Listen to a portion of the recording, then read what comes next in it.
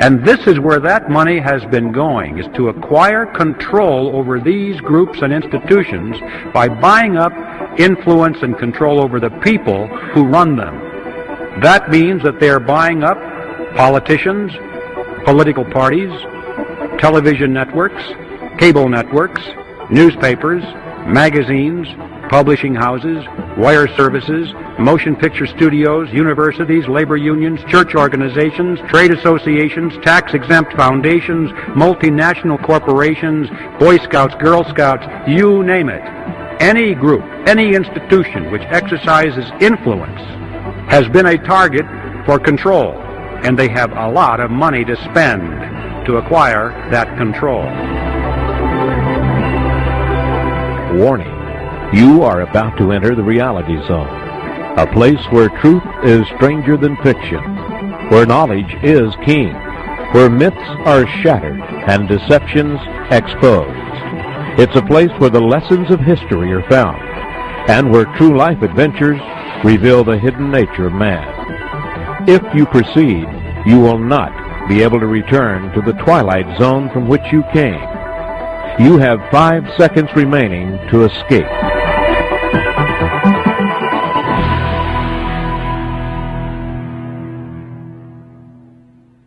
Welcome to the Reality Zone.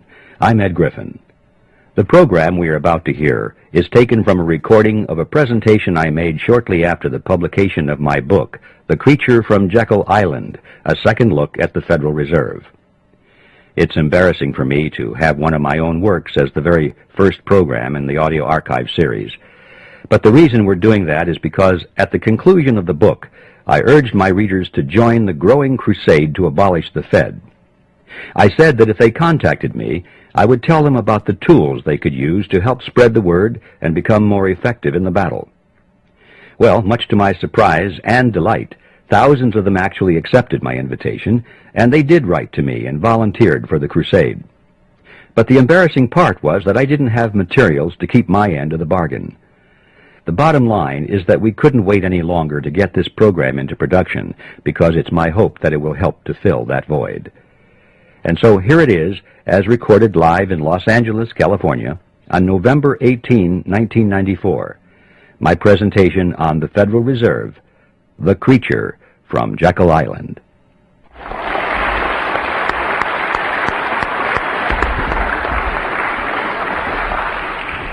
Thank you, Ernie, and thank you, ladies and gentlemen. Although, Ernie, I have to tell you, I think I like the short introduction better. I guess there was a lot of traffic out there tonight, so we're getting started quite late. So I think I'll dispense with the usual jokes and all the preliminary remarks and jump right into the topic. And to try and give it some kind of historical perspective, I'd like to go back to the 1st century B.C., to a tiny kingdom called Phrygia. It was in Phrygia that there was a philosopher by the name of Epictetus. And it was Epictetus who said, appearances are of 4 kinds. Things either are as they appear to be, or they neither are nor appear to be, or they are but do not appear to be, or they are not and yet appear to be. There'll be a quiz on this. When I read that statement, I was sure that if Epictetus were alive today, he probably would be a Harvard professor of banking and economics. Because doesn't that sound like the kind of explanations that we get when you read through the Federal Reserve bulletins trying to tell you what the money aggregates are and that kind of thing? See, what Epictetus did was he took a relatively simple concept, but by the time he was through explaining it, we didn't have any idea what he was talking about. And this is so commonly done today by the experts. Nevertheless, I thought that his statement was pretty good, because it provided us with a track to run on, kind of a theme for this presentation. Because, you know, if there's anything in the world that is an appearance which is deceiving, it is the Federal Reserve System. In fact, it is one of those appearances of the 4th kind, which I'm sure you all remember, were those appearances which are not, and yet appear to be. So I'd like to use that as my theme for this topic, and come back to it now and then during the progress of this presentation, if I remember to do that, and use it as a punctuation point here and there, and as a reminder of one of the most important aspects about the Federal Reserve System that there is to comprehend, and that is that there are a lot of deceptive appearances going on here. I think the best place to begin our story is with the creation of the Federal Reserve System itself. In fact, that takes us right to the reason for the title of the book, The Creature from Jekyll Island. For those of you who are not yet familiar with the background of this story, you should know that Jekyll Island is a real island. It's off the coast of Georgia, and it was on that island in 1910 that the Federal Reserve System was conceived at a highly secret meeting that took place there. When things are done in secret, there's usually something to hide. And so I'd like to tell you that story and document it, so that we can find out, first of all, that there was a meeting, that the Federal Reserve was indeed created there, that indeed there was a great deal of secrecy, and then we'll ask the question, why the secrecy? In 1910, Jekyll Island was completely owned by a small group of millionaires from New York. People such as J.P. Morgan, William Rockefeller, and their associates. This is where their families came to spend the winter months. It was a resort island. It was called the Jekyll Island Club. And on the island there was a magnificent clubhouse, which was the center of their social activities.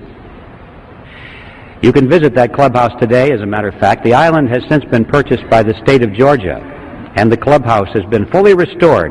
It's a beautiful thing. And if you take the tour, you can walk down the corridor there, and there will be a room, and on the door to that room is a brass plaque, and it says, "The Federal Reserve System was created in this room." So there's no secret about this part of it. It's a matter of public record. So this is how that story came to pass. It was November of that year, 1910, when Senator Nelson Aldrich sent his private railroad car to the New Jersey Railroad Station late in the evening. And there it was in readiness for the arrival of himself and 6 other men who were told to come under conditions of extreme secrecy. For example, they were told to come one at a time, not to dine with each other on the night of their departure. They were told to avoid arriving at the same time if they could. If they should happen to show up at the same time, they were instructed to pretend not to even know each other.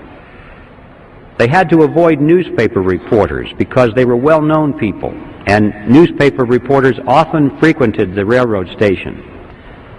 Had they been seen, questions would have been asked, especially if several of them had been seen together. One of the men carried a shotgun in a big black case, so that if he had been asked where he was going, he was prepared to say that he was going on a duck hunting trip. The interesting thing about that is that we find out from his biography that this man never fired a gun in his life. He didn't even own one. He borrowed that shotgun just for the purpose of deception and camouflage. Even after they got on board this private railroad car, this pattern continued. They were instructed to use their first names only, to avoid last names. And a couple of them even abandoned their first names and chose code names. The reason for that was so that the servants on board the train would not know who these men were, because they were afraid if the servants had talked about it, word had leaked out in that fashion, then the purpose of the meeting could have been defeated. So absolute secrecy was essential all the way up and down the line. The private railroad car traveled for 2 nights and a day on a 1,000-mile journey to the south. And when they awoke the second morning, the car was on the siding at Brunswick, Georgia. There they took a ferry boat across the inland strait to Jekyll Island, then to the clubhouse. And for the next 9 days, they sat around a table and they hammered out all of the important details of what eventually became the Federal Reserve System. When they were done, they went back to New York. And for quite a few years after that, they denied that such a meeting ever took place. It wasn't until after the Federal Reserve System was firmly established that only then did they begin to talk openly about their meeting and what they accomplished there. Several of them wrote books on it. One of them wrote a magazine article, and they gave interviews to newspaper reporters. And so now, many years later, it's possible for us to go back to the public record and discover in minute detail exactly what happened on Jekyll Island in 1910. Now, who were these 7 men? The first one I've already mentioned, Senator Nelson Aldrich. He was the fellow that owned the private railroad car. He was the Republican whip in the Senate. He was chairman of the National Monetary Commission, which was that special committee of Congress created to make a recommendation for legislative reform. Banking reform, they called it. They wanted to reform banking in America because the American people were very concerned over the concentration of financial power into the hands of a small group of banks and investment firms in New York on Wall Street. That is what they called the money trust. That was a popular phrase. In fact, quite a few politicians had been successfully elected to office on their campaign promise to break the grip of the money trust. And that was one of the primary purposes of the National Monetary Commission, of which Senator Aldrich was chairman. He was also a business associate of J.P. Morgan. He was the father-in-law of John D. Rockefeller, Jr., which means, of course, that eventually he became the grandfather of Nelson Rockefeller, our former vice president.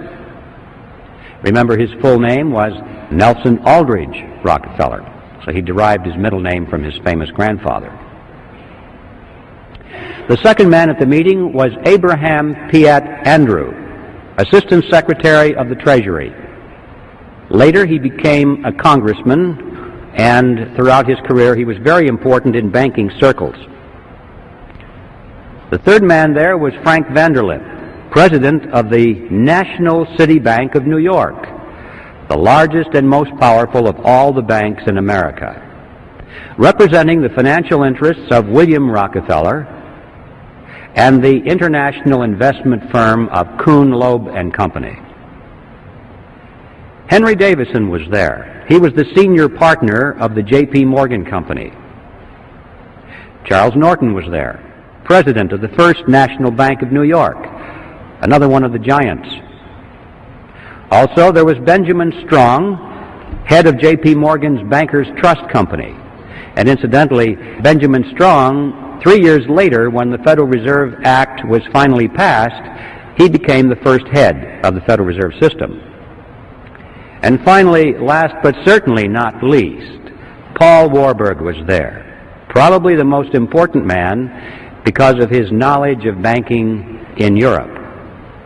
Warburg was born in Germany, eventually became a naturalized American citizen. He was a partner in Kuhn, Loeb and Company. But he was also a representative of the Rothschild banking dynasty in England and France. And throughout his whole banking career, he maintained close business liaison with his brother, Max Warburg, who was head of the Warburg Banking Consortium in Germany and the Netherlands. Paul Warburg was one of the wealthiest men in the world. But those are the 7 men on Jekyll Island. And as incredible as it may seem, these men represented directly and indirectly approximately 1/4 of the wealth of the entire world in those days. And these are the men who sat around a table on Jekyll Island and created the Federal Reserve System. Does it arouse your curiosity? What's going on here? Now, for the skeptics who are here tonight, and I hope there are plenty, because if there aren't, I feel like the minister talking to the choir. I know there are always plenty of skeptics in my audiences, and that makes me feel very good. For the skeptics, you're probably wondering, did it really happen that way? Surely Griffin is exaggerating to make a point. Well, yes, it really happened that way, and I'd like to illustrate that by quoting for you just one piece of evidence here. This was taken from an article that was written by Frank Vanderlip himself that appeared in the Saturday Evening Post on February 9, 1935. Remember, Vanderlip was one of those at the meeting. And this is what he said. I do not feel it is any exaggeration to speak of our secret expedition to Jekyll Island as the occasion of the actual conception of what eventually became the Federal Reserve System. We were told to leave our last names behind us. We were told further that we should avoid dining together on the night of our departure. We were instructed to come one at a time and as unobtrusively as possible to the railroad terminal on the New Jersey littoral of the Hudson, where Senator Aldrich's private car would be in readiness attached to the rear end of a train to the south. Once aboard the private car, we began to observe the taboo that had been fixed on last names. We addressed one another as Ben, Paul, Nelson, and Abe. Davison and I adopted even deeper disguises, abandoning our first names. On the theory that we were always right, he became Wilbur and I became Orville, after those two aviation pioneers, the Wright brothers. The servants and train crew may have known the identities of one or two of us, but they did not know all. And it was the names of all printed together that would have made our mysterious journey significant in Washington, in Wall Street, even in London. Discovery, we knew, simply must not happen.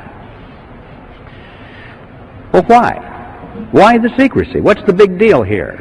What's wrong with a group of bankers going to a private location and discussing banking or banking legislation? And the answer to that is provided by Vanderlip himself in the same article. He said, if it were to be exposed publicly that our particular group had got together and written a banking bill, that bill would have no chance whatever of passage by Congress. Why not? Because the purpose of the bill was to break the grip of the money trust. And ladies and gentlemen, it was written by the money trust. It's as simple as that. Had the public been aware of that fact, at the beginning we would never have had a Federal Reserve System. That was like asking the fox to build the hen house and install the security system. Absolute secrecy was essential for that reason. Congress would never have gone for it. The public would never have gone for it. So there we're face to face with a very important fact about the Federal Reserve System that is not generally known today. It certainly wasn't known then. And that it was formed in secrecy because there was deception at work here. But there's more to it than that. Much, much more. Analyze for a moment the composition of that group.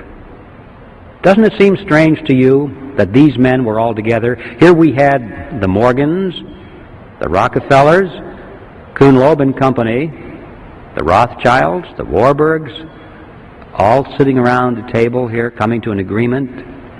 Anything strange about that mixture? Well, ladies and gentlemen, these were competitors. What's going on here? Competitors sitting around, coming to an agreement. These were the giants in the investment field, which prior to this period were beating their heads against each other, blood all over the battlefields, fighting for dominance in the financial markets of the world, not only in New York, but Paris and London, everywhere. And they're coming to an agreement of some kind. This is an extremely important fact that is generally overlooked, because it happened precisely at that point in American history, which is sometimes described in our history books as the period of the dawning of the cartel. This was that point in American history when a major ideological transition was taking place in business. Big businesses which had grown to great power and size and prosperity through the process of free enterprise competition, which is what made this nation great and allowed us to surpass the old world. The first draft of the Federal Reserve Act was called the Aldrich Bill because it was sponsored by Senator Aldrich, and Paul Warburg warned him against that. He said, Nelson, if you put your name on this bill, it's going to be voted down in Congress because you're so clearly identified with big business interests. And Warburg was right. Congress put thumbs down on it. The bill of the big bankers. Well, it was a minor setback. They took their bill, they scrambled the paragraphs around a little bit, took Aldrich's name off of it, and found a couple of Democrats to sponsor the bill. Now, this was different, because everybody knew that the Republicans represented big business. But they also knew that the Democrats, on the other hand, represented the common man. You know, the working man, the fellow on the assembly line. Like Ted Kennedy.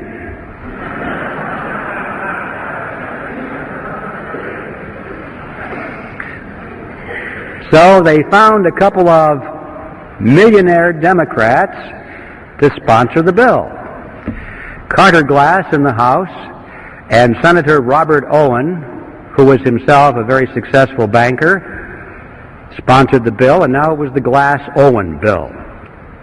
Next, Aldrich and Vanderlip began to give speeches and interviews to newspaper reporters condemning the bill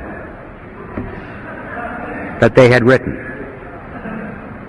They said, this bill will ruin the banks. It'll be terrible for the nation. And of course, by the time that got into the newspapers and the average person read that, they were saying, golly, the big bankers don't like this bill very much. It must be pretty good. You know, you have to give these fellows credit. They weren't stupid. They didn't get to be where they were by being country bumpkins.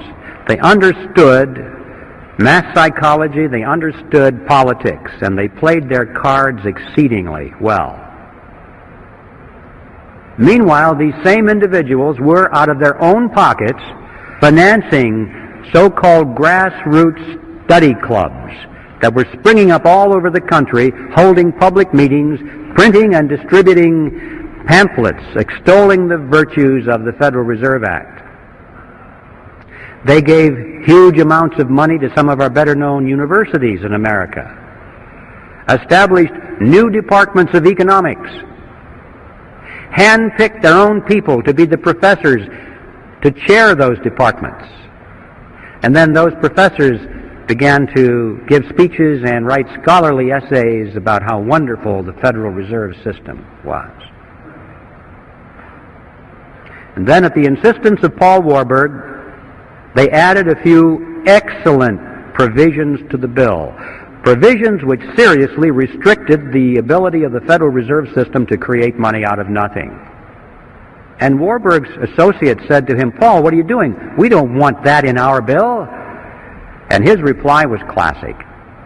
He said, relax, fellas, don't you get it? Our object is to get the bill passed. We can fix it up later.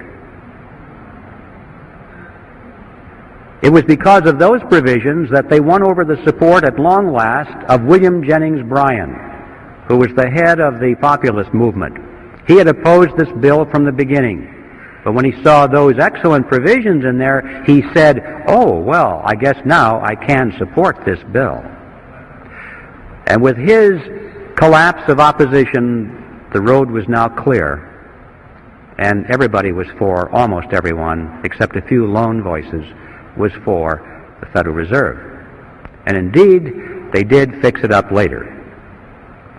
Since the Federal Reserve Bill was passed, it has been amended over 100 times.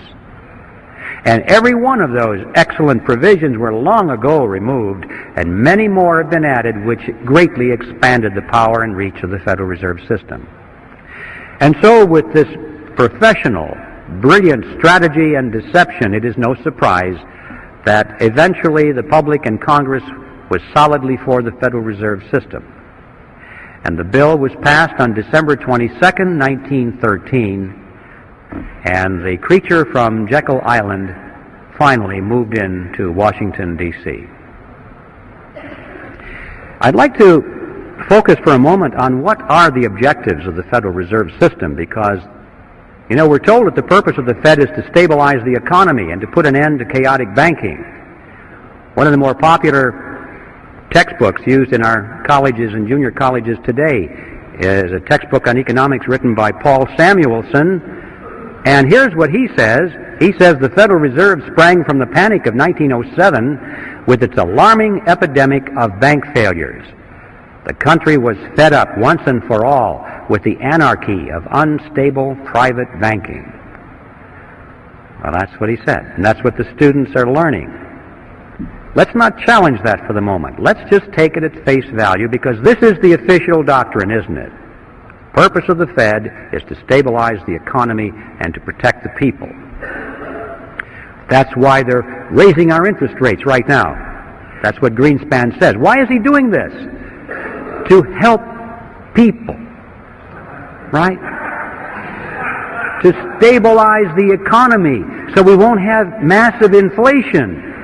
It's for you folks that he's doing this. See? That's what he says. And if you're trying to figure it out on the basis of these official pronouncements, you'll never get it.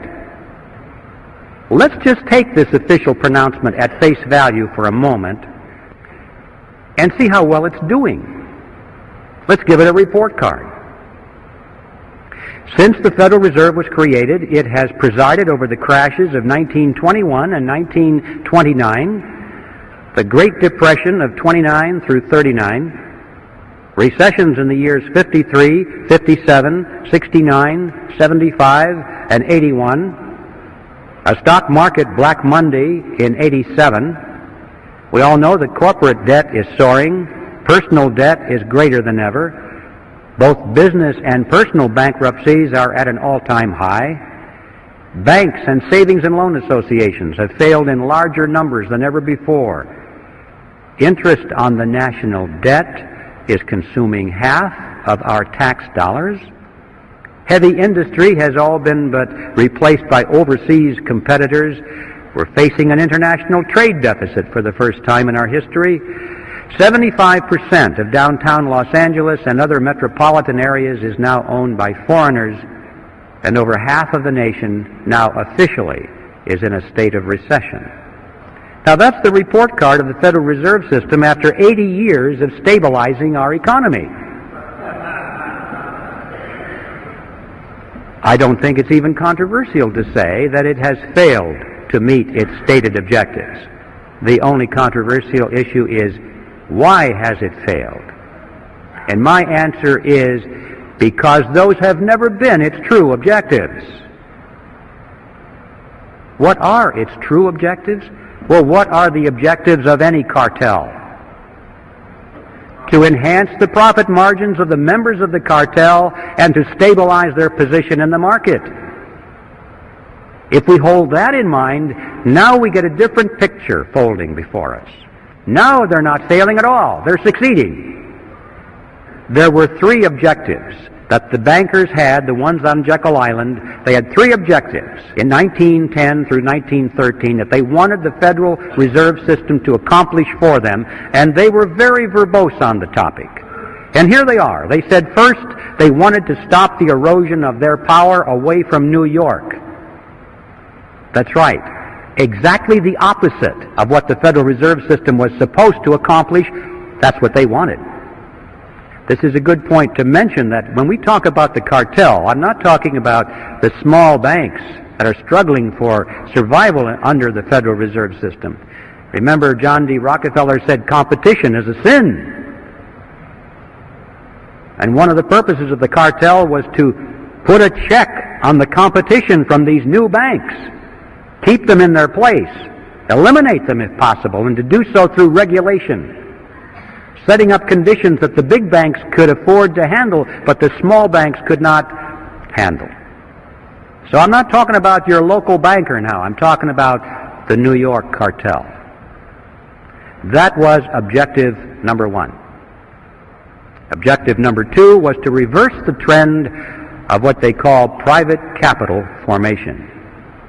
Now that's banker language for a trend in which individuals or businesses use their own savings for something instead of going to the bank and borrowing money for it.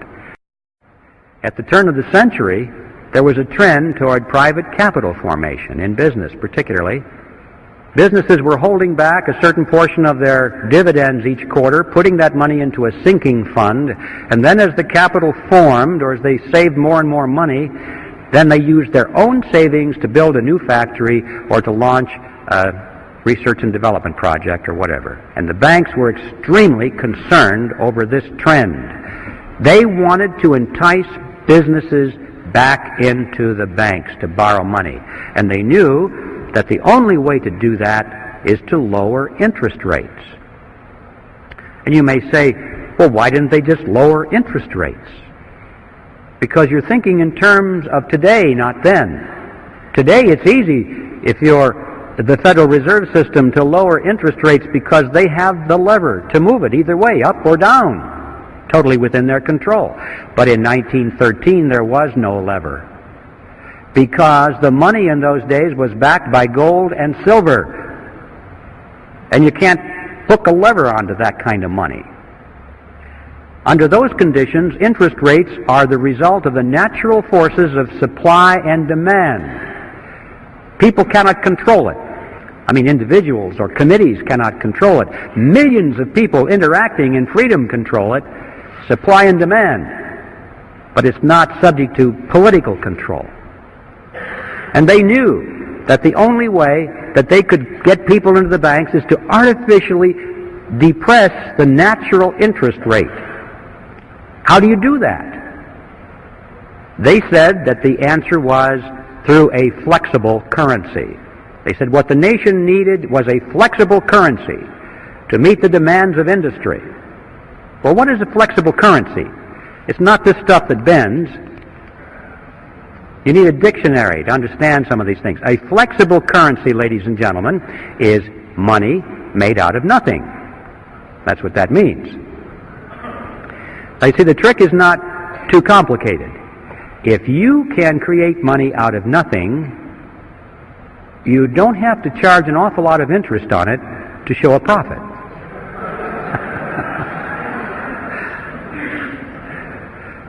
So, with a flexible currency, they could lower the interest rates below the natural level, still make plenty of profit on it, and entice the businessmen back into the banks. So the goal was a flexible currency. That was objective number 2, and objective number 3 was to pass on the inevitable losses of the banks, pass them on to the taxpayers in the name of protecting the people. Now, those are the true objectives of the Federal Reserve. Let's now issue another report card and see how well it did. Did it keep control with the larger banks in New York? And the answer is yes. We have big banks in the West and in the South, but they are nothing compared to these mega banks in New York, which stride the world with offices in Peking and Moscow and Africa, everywhere. The big banks continue to dominate. It gets an A on its report card for retaining control in New York. What about reversing the trend toward private capital formation? Boy, did it ever. Interest rates have been pushed down over periods of time. They're so attractive that individuals and corporations thought they were crazy not to take advantage of those low interest rates. Why save your money? That's stupid. So they were all enticed into the banks because of a flexible currency.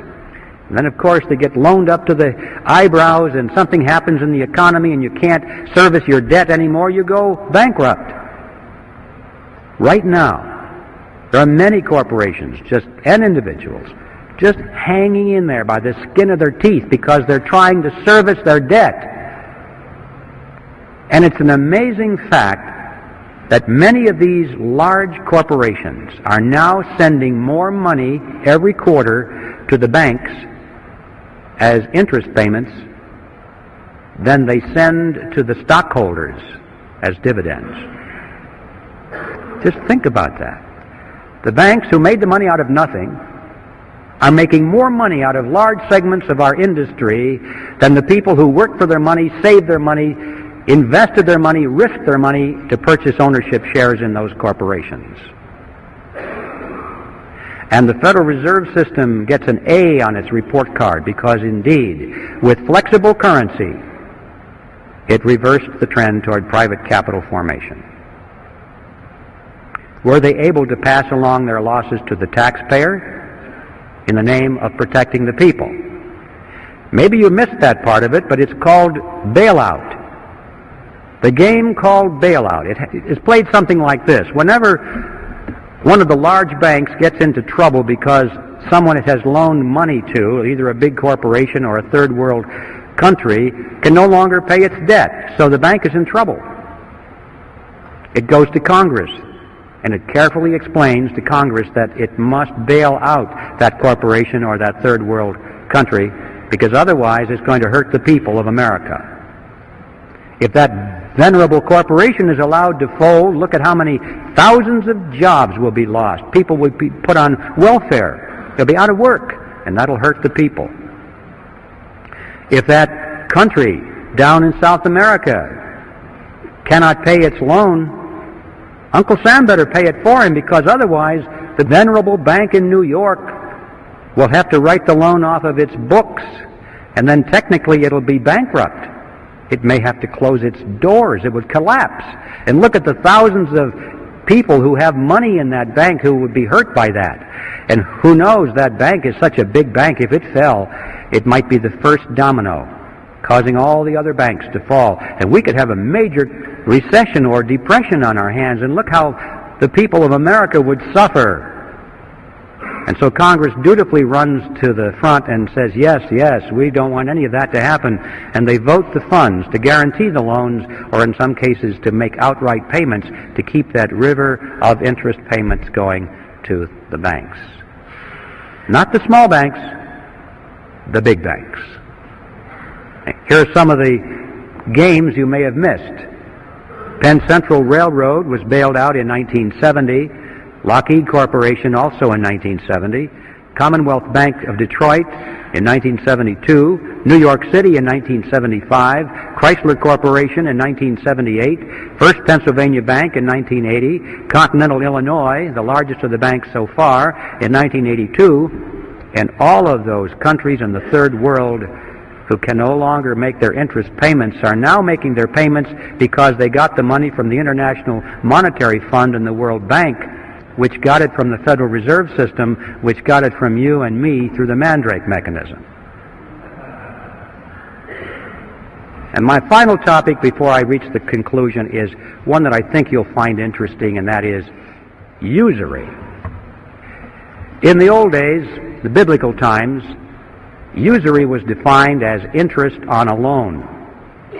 Any interest on any loan was usury. Well, in modern times, that's been redefined to mean excessive interest on a loan, not moderate interest, because, this is in keeping with the concept that if we work hard for our money, we save our money, we don't spend it, we sacrifice its pleasure, and we loan it to somebody for their venture, we're entitled to a reasonable return for that sacrifice. A reasonable interest seems fair and logical to most people. But what is this thing, excessive interest? Thomas Edison said, people who will not turn a shovelful of dirt on the project, nor contribute a pound of materials, will collect more money than will the people who will supply all the materials and do all the work. I wondered about that when I read it. I thought, was Tom exaggerating? So I got my calculator out and I punched in the numbers. I took, for an example, a $100,000 house to be built. I assumed that $30,000 was going to go for the land and the architect's fees and the permits, that $70,000 would go for the actual construction of the house, the labor and the materials. I assumed that the buyer would go to the bank, put 20% down, take out a 30-year loan at 10% interest. I punched in the numbers, and I found out that the borrower will pay to the bank in interest $172,741 as compared to $70,000 paid for those who did all the labor and did all the work. In other words, the bank will earn 2.5 times as much money as those who produced. Sounds kind of boring, doesn't it? Wouldn't it be nice if we could just jump right into politics? But people won't know what we're talking about unless they understand the issues. We need an educational army out there, ladies and gentlemen. And it's time to enlist. As Patrick Henry would have said it, in fact, as he did say it, our brethren are already in the field. Why stand we here idle? The bad news, the really bad news, is that time is running out. We used to talk about these things. I remember not too long ago, I would talk about some of these issues and people would look at me and say, "You got to be kidding. That could never happen in America." And now, when I talk about these issues, they lean forward and say, "How much time do we have left?" It's visible all around us. The New World Order is descending around us. I mean, they're preparing a world court of justice, a world taxing authority, a world monetary unit, a world army. As we speak, over half of our standing military right now is serving under foreign officers at the UN, and the process is rapidly moving. So, ladies and gentlemen, time is running out. Whatever you plan to do for your country or for your freedom, do it now. But the good news is, the really good news is, that we still can do it. We still have time. We still have freedom. Instead of complaining about how bad things are or how late the hour is, we should rejoice over the fact that we can still meet as we are here tonight. We can still talk openly. We can still advocate such things as the abolition of the Federal Reserve System. We still have elections. We should rejoice on that fact. All we have to do is go out and work like our very lives and our freedom depended upon it. Because they do. And I think a good place to begin is to send Epictetus back to Phrygia and to convert that grand appearance of the fourth kind into a disappearance of the first kind. Thank you very much.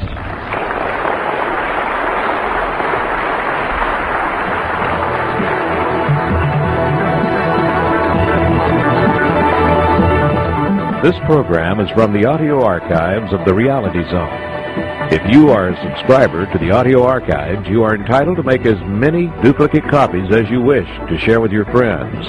There is no additional charge for this, so long as you are a subscriber and the copies are given, not sold.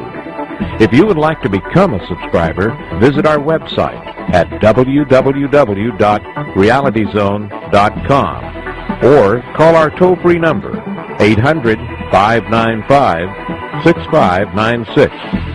That number again is 800-595-6596. The Reality Zone is a subsidiary of American Media.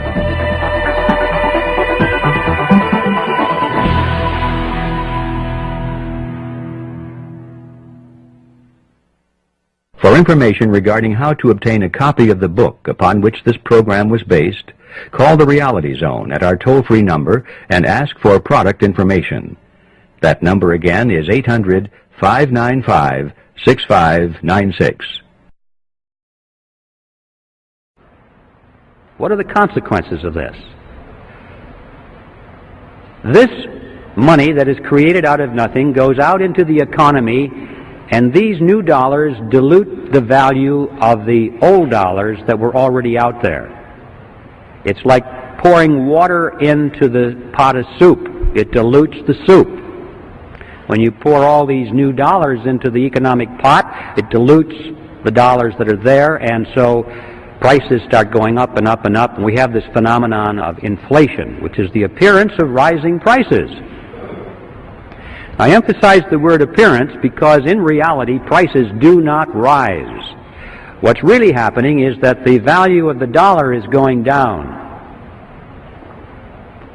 If we had a money which was based on gold or silver or anything else that had intrinsic tangible value that they couldn't just create out of nothing, you would find that prices would remain stable over a long period of time.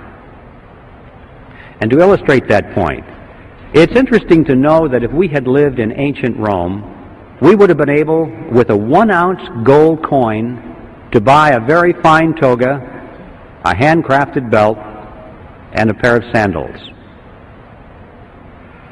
Well, today, what can we buy with a 1-ounce gold coin? We can go into any men's store and buy a very fine suit, a handcrafted belt, and a pair of shoes. The real price of those items hasn't changed in thousands of years when expressed in terms of real money. But when expressed in terms of those paper things we carry around, Federal Reserve notes, we call them dollars, they're not, they're Federal Reserve notes, they buy less and less and less because there are more and more and more of them being pushed into the economic pot of soup. We're still not done with the analysis. So we lost some purchasing power. Where did it go? Did anybody get it? People don't ask the question, did somebody get my lost purchasing power? It's as though, well, it just evaporated. It went up into heaven or someplace. It's just gone. No. For every loser, there is a winner. Somebody got your lost purchasing power. Who? Let's track it. Those people who got the lost purchasing power were the ones who were right at the point where the new money was injected into the pot.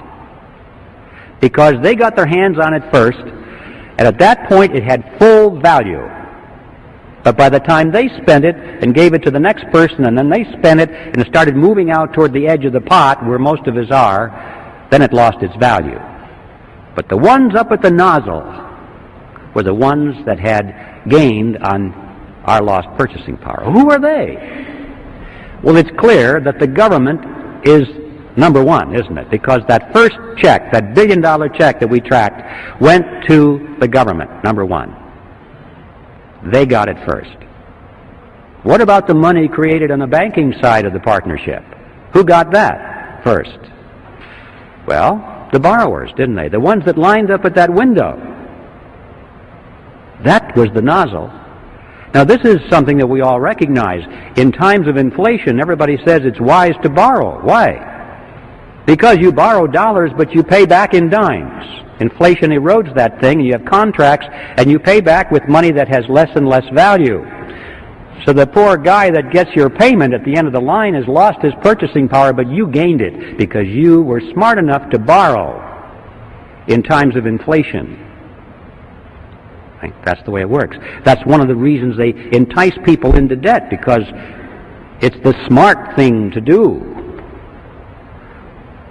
What they don't tell you, however, is that what you are gaining from this process, you are turning around and having to pay to the bank in the form of interest payments on that loan. Interest on nothing. The bank is actually capturing your gain through interest payments. Now, sometimes you have paper profits. Oh, look at the value of this real estate. Look at the value of this stock. People are paying more and more for it. But don't forget, ladies and gentlemen, that economic conditions can change, and these paper assets can contract as well as expand. And when the economy does contract, as usually it does, always does, then people are wiped out. They don't realize that the boom-bust cycles that we have had since the creation of this Federal Reserve mechanism is like a sawtooth. The economy expands slowly for long periods of time, 10 years, 20 years, 30 years, and people think this is going to go on forever. And then, boom, it comes down. Usually very quickly. A lot of people lose their assets. And then it starts again for another 20 or 30 or 40 years. Oh, it's a wonderful ride, and then, boom, it comes down. And every time it comes down, people lose their investments. Notice, however, when you go to the bank and they give you something which costs them nothing to create, what do they want from you in return? Signature on the dotted line for your car, your house, all your assets, right? So if you can't make your payments of this nothing money, they get your marbles. They always win. In times of whether it's expansion or contraction, it doesn't make any difference. It was planned that way, carefully worked out. These people are scientists, ladies and gentlemen. This is the bottom line, that those who gain your lost purchasing power are the two groups that comprise the partnership in the Federal Reserve System, the government and the banking cartel. Now, this process is a tax. I don't care what you call it, inflation, or what name you want to give to it, it is a tax. If there's anything you remember about this presentation this evening, I hope it is this, that inflation is a tax. This is why these two groups are in the partnership. On the government side, they are able to tax their citizens in any amount, unlimited amounts of money, without the people even knowing that they are in fact paying a tax. And on the banking side, they are able to collect perpetual interest on nothing. Well, let's go back to Jekyll Island. We have a lot to learn on that island back in those days, because all of what's happening today was germinated right there around that table for 9 days. They had a particular problem, which was what to call this creature. You see, this partnership between government and banks was not new with the Federal Reserve System. It actually was conceived in Europe in the 16th century. And it was experimented and then finally perfected with the formation of the Bank of England in 1694. From that date forward, all of the governments of Europe had used this kind of a mechanism. Of course, they didn't call it the Mandrake mechanism like I do. They have another name for it, and that is a central bank. So, when it came time to bring the central bank mechanism to America, these fellows on Jekyll Island knew that's what they were doing, but they couldn't call it a central bank because Congress was already on record as saying they didn't want that, because they thought that what we needed in this country was something that was unique for the American economy. And these men debated what to call it, and this was their strategy. They said, first, let's call it federal, to make it sound like it's a government operation. Next, let's add the word reserve, to make it seem like there are reserves somewhere. Next, let's add the word system. This was far more important than it seems today, because remember, the primary concern was this concentration of power in New York. So they had to convince the American people that they were creating a system of banks spread over the geography of the whole country. First they were going to have 10, then they said, no, that's not enough. We need 12 regional banks to diffuse this power, or the appearance of diffusing it. Well, we realize today that what we got was not federal at all. There are no reserves anywhere. There's not a system in the sense of diffusion of power, and the Federal Reserve banks aren't even banks. So in all four words, we have appearances of the fourth kind.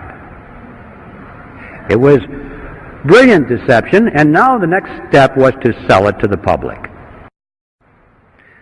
You may say, well, yes, but don't forget the time value of money. When you save money and you sacrifice its use, and 30 years is a long period of time and all this. No, not this money, ladies and gentlemen. Nobody worked for this money. Nobody sacrificed. Nobody saved it. This money was created out of nothing. And I suggest that $172,741 interest on nothing is excessive. I think it's time for a new definition of the word usury. Any interest on any loan of fiat money, meaning money made out of nothing.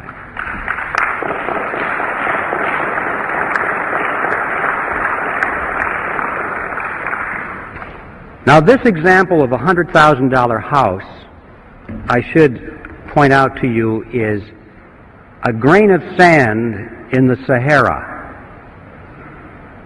This is nothing. You have to multiply this process by every house in America, by every hotel in America, every high-rise office building in America, every jet airplane, every automobile, every factory, every warehouse full of materials, every farm building, all the farm equipment. And you are talking about a river of unearned wealth perpetually flowing into the banking cartel that is so wide that you can't even think across it in your mind. The numbers are beyond comprehension. Where is this money going? You get the mental picture that maybe it's going into a big lake someplace. There's a big dam and it's building up. All this money is accumulating and these people are getting richer and richer and richer. Wrong. Doesn't work that way. When a person has all the wealth that he can possibly want or use for the pleasures of life, what is left? Power. Yeah. Ladies and gentlemen, they're spending this money, this river of wealth is being used to acquire power over you and me and our children. They are literally buying up the world with it. And I don't mean they're buying up the real estate and the hardware. They're buying up control over the organizations, the institutions through which people live and act and rely on for leadership and opinion. Technically, in sociological terms, this is called a power center. These are the power centers of society, the groups through which people work. And this is where that money has been going, is to acquire control over these groups and institutions by buying up influence and control over the people who run them. And they're spending the money on that. That means that they're buying up politicians, political parties, television networks, cable networks, newspapers, magazines, publishing houses, wire services, motion picture studios, universities, labor unions, church organizations, trade associations, tax-exempt foundations, multinational corporations, Boy Scouts, Girl Scouts, you name it. Any group, any institution which exercises influence has been a target for control, and they have a lot of money to spend to acquire that control, especially those organizations and individuals which supposedly are in opposition to themselves. This process has been going on not only in our country and in a more or less parallel manner in the other industrialized nations of the world, but ladies and gentlemen, in the so-called third world or underdeveloped nations, it has gone on so much further than you can ever imagine. In fact, it is now complete. These countries have been purchased already with this money. Did you ever wonder what's going on there at the International Monetary Fund and the World Bank? You don't hear much about that.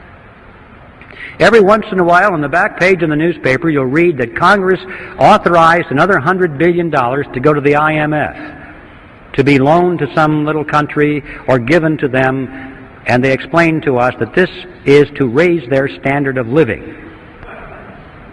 Well, you don't believe that either. That is an appearance of the fourth kind. It's not going to raise their standard of living. If it is, if that's the true purpose, they're not doing a very good job of it, are they? Because, you know, if you look at those nations, after all of these decades and the expenditures of hundreds of billions of dollars, you cannot point to one nation that has had its standard of living raised one iota. In fact, in most cases, it's the other way around. The reason is simple. That's not the purpose of the money. The money does not go to the people. It does not go to the businesses in those countries, which might have a chance of raising the standard of living. It goes to the politicians in those countries, to the governments. And it is used specifically to strengthen their control mechanisms over the people, to build collectivist totalitarian systems. Countries that start off as inefficient dictatorships get all the money from the United Nations and end up as efficient dictatorships. The money is used to strengthen their army and to strengthen their bureaucracies.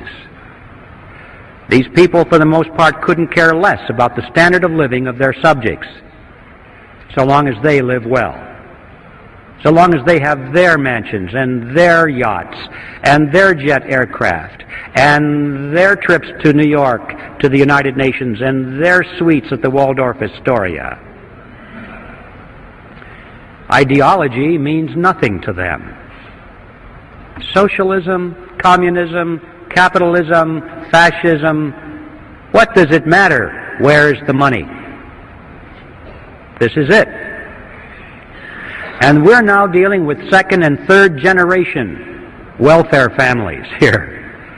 You know how hard it is to break a welfare family in our own country after the second and third generation. We have governments around the world that are now second and third generation welfare to the UN. There's not a chance in the world they're going to break away from that money. They wouldn't know how to operate any other way. It's a way of life. They're addicted. And they now are in place in the New World Order, where they're just waiting for you and me to show up. In fact, that's the other side of this. Not only has this transfer of wealth from America to the Third World not raised their standard of living, but it has indeed helped to lower ours. And that, too, was part of the plan. In many ways, they're trying just to waste money, to reduce our standard of living. A strong nation is not a candidate to surrender its sovereignty, but a weak nation is. If America can be brought to her knees, if she can be hungry, if she can be filled with despair, if there can be riots in her streets, and she doesn't know where to turn, then she perhaps will willingly accept totalitarian measures from a United Nations peacekeeping force. The Blue Helmets might even be welcomed. Or rescue with an international monetary unit that has purchasing power for a while. This is how it's being played out, ladies and gentlemen. And so I want to just conclude by saying that the name of the game is not wealth. It is power. So what are we going to do about this? Well, it's obvious. We have to slay the creature. Obviously, that's a starting point. We can't allow this creature to continue. It has to be eliminated. But how are you going to do that?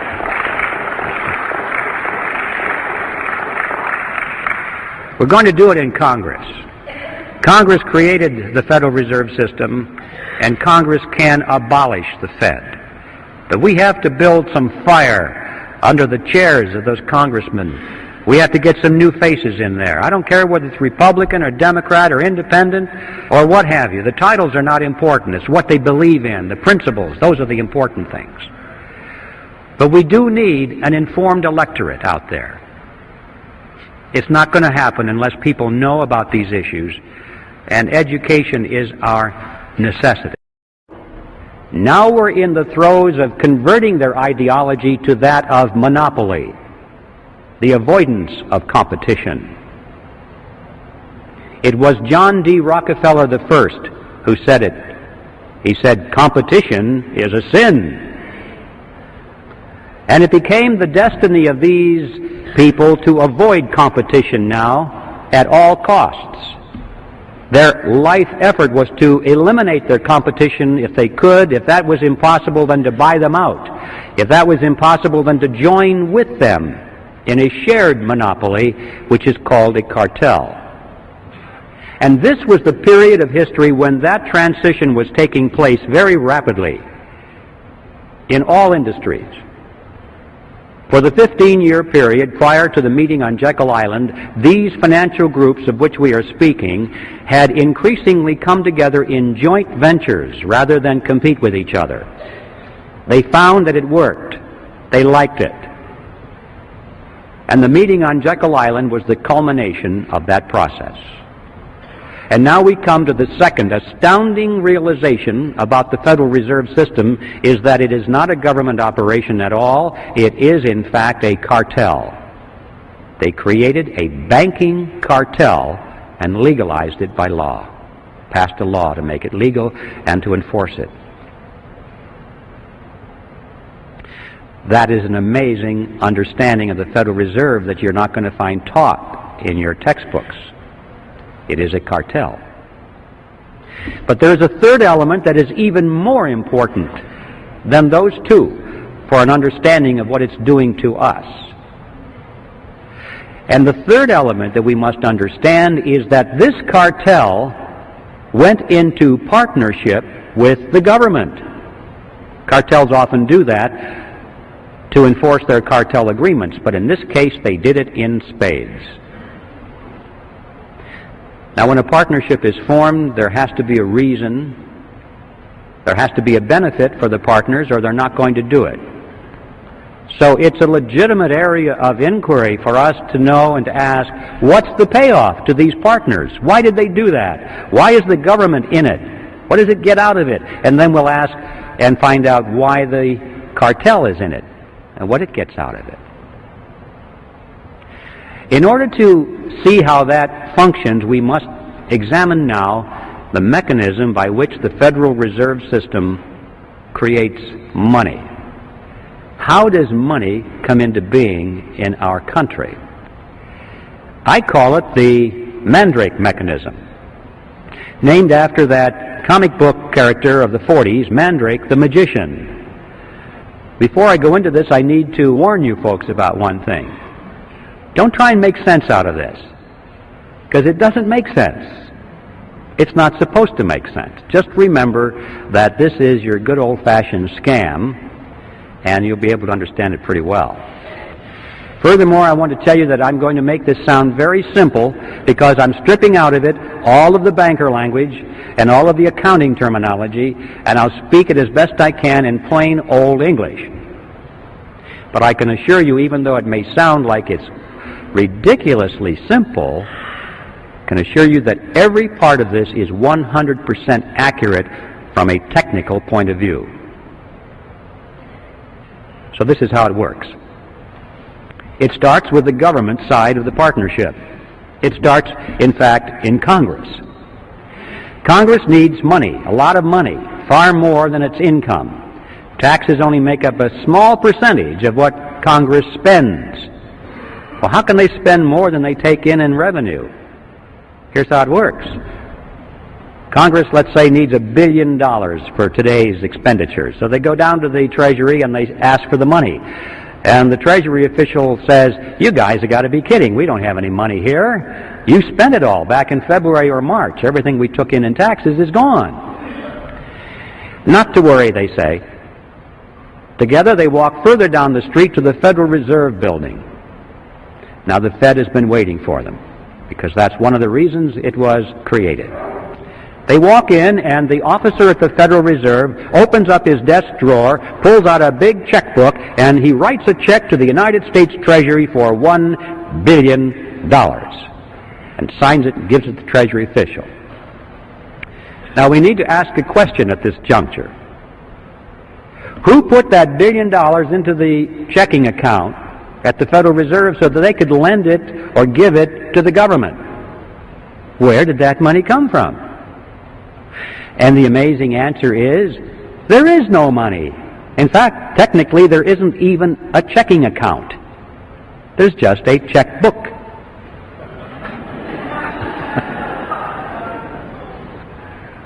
And that $1 billion springs into being precisely at the instant that the officer signs the check. Now, if you and I were to do that, we would go to jail. But they can do it because Congress wants them to do it. This is, in fact, the payoff. This is the reason the government is in this partnership, because the government has instant, easy access to any amount of money at any time without having to go to the taxpayer and ask for it in the form of direct taxes. If they had to go to the taxpayer and say, well, we want to spend this, this, and this, and we're going to raise your taxes another $3,000 per family this year, they'd be voted out of office. Not a popular thing to do.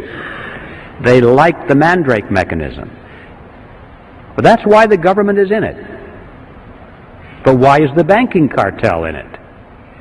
To answer that question, we'll go back to that billion-dollar check and follow some of the money. The Treasury official takes the billion-dollar check and deposits it into the government's checking account, which is, of course, in a Federal Reserve Bank, so-called. And at that instant, the computers show that the government made a billion-dollar deposit, therefore it has $1 billion in its account, therefore it can now write up to $1 billion in government checks, which it starts to do. We'll follow just a $100 check that it writes to the postal worker that delivers our mail. He takes it now and puts it into his checking account in his personal commercial bank down the street.